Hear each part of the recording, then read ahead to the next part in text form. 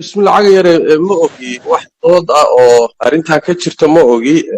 xadarada in la iclaamiyey oo ku tala gashanahay un baan ogahay laakiin wax dood oo aan ogsoonahay maba jirtoba sheekh cabdulqaadir sheekh maxamed sheekh somow oo ka mid ah culimmada magaalada muqdisho ayaa goordhoweed noo warramayey wuxuu sheegay in muxaadaradaas ay habaabin tahay sidaas daraaddeedna dadka aanay tegin marka dooddaas maxaa kaga jawaabaysaa muxuu cuskaday wuxuu leeyahay sheikha wuxuu aad u taageeraya afkaarta xag jirka marka isagoo afkaartaas taageeraya in uu haddana muxaadaro muqdisho ku qabto waa khalad weyn hadda wadaadku waxaan u malaynayaa war buusan hayninba nin hurdo ka soo kacayba adduunka lama socdo miya afkaarta uu ka hadlahayo hadday tahay middan qoladan qullaadii xajirka ay qabaan dadka keliya la dagaalamay annagaan ahayn ilaa bilowgii ilaa dhammaadkii halis badan u galay naftooda khatar loo geliyey culimmadiinnadii baa lagu laayey sida logsoon yahay marka wuxuu ka hadlaya ma garanin malaha wadaadku wuxuusan la soconin waxa jira iyo mawaaqifta culimmada iyo hadduu nin dee aqoon diineed la yahay adduunka hadda jirana uu la socdaay waxaan u maleynayaa sidaa inuusan u hadleen laakiin waxaan u fahmay oo wadaadaan wax la socon waxyaabaha uu kugu eedeynaya waxaa ka mid ah in afkaar iyo fatwo aad soo saartay dadkiisii lagu laayay gaar ahaan suufiyada wallaahi walaale ma ogi aniga suufiye fatwatay aan lagu laayay iyo khudbatay aan ma ogi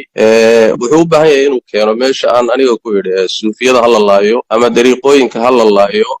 ama waa gaalo si jumlo iyo duuduuba gaalo diinta ka baxday weye meeshaan ku yidhi isagaa looga baahan yahay warkaasi uu ka sugan yahay meesha iyo xilliga aan idhi inuu sheego loo baahan yahay aniga waa la yaqaanaa afkaartayda waa la yaqaanaa qanaacaadkayga waa la yaqaanaa dadka waxaan u sheegana waa la yaqaanaa oo wada duuban yahay ummadduna way ka warhaysaa marka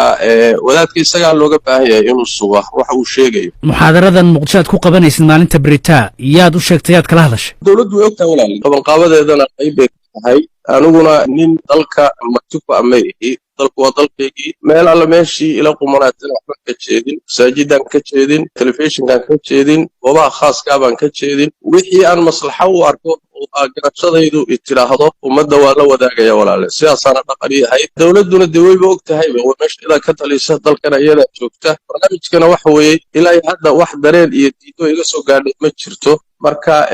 wixii ummadda aan u faa'iidayn karno waan u faa'iidaynaynaa waana dhaqan baynu u ahayd walaal sheekh maxamed cabdi umal ujeedka meesha aad u tagtay markii hore wuxuu ahaa inaad gargaar gaarsiiso marka hawshaadii markaa gudatay soo inaad soo laabato oo saldhiggaa ku soo laabatay ma ahayn intii aad muxaadara halkaa ka jeedin lahayd maadaama ay halkaa culamo joogaan adeer dalku waa dalkaygii waaye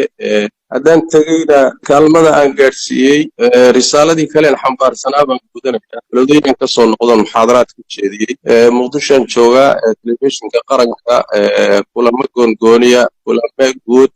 ummaddaydii baan la joogaa ee wax u sheegayaa waajibkii saarnaa baan gudanayaa mana aha markii koowaad ma aha aniga dalka soomaalidu degtoo dhan baan maraa dibadahaan u tagaa